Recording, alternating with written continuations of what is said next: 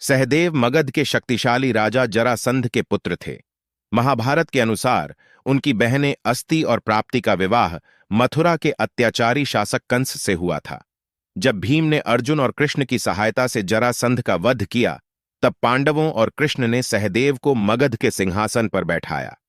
सहदेव का एक भाई भी था जिसका नाम जयतसेन या जयसेन था, जिसे कुछ हद तक स्वतंत्र सत्ता प्राप्त थी।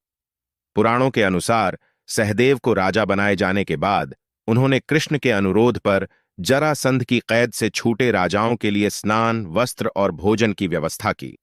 जब कृष्ण राजधानी से प्रस्थान कर रहे थे, तब सहदेव ने उनका सम्मानपूर्वक विदाई दी। हालांकि सहदेव को राजा बनाया गया था, पर ऐसा प्रतीत होता है कि उन्होंने केवल मगध राज्य के पश्चिमी भाग पर शासन किया। पूर्वी भाग, जिसकी राजधानी गिरिव्रज थी, दो अन्य शासकों दंडधर और दंड के अधीन था। ये शासक महाकाव्य परंपरा में अलग से उल्लेखित हैं और इन्हें जरासंध के पुत्र के रूप में नहीं दर्शाया गया है।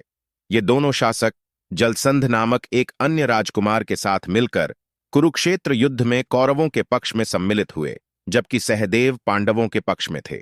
यह घटनाक्रम दर्शाता है कि जरासंध की मृत्यु के बाद मगध में एक राजनीतिक विभाजन उत्पन्न हो गया था। नो आवर हिस्ट्री के अगले एपिसोड में हम सहदेव की मृत्यु के रहस्यों की गहराई में जाएंगे और बृहद्रथ वंश की संपूर्ण विरासत को जानेंगे। Thank you for watching.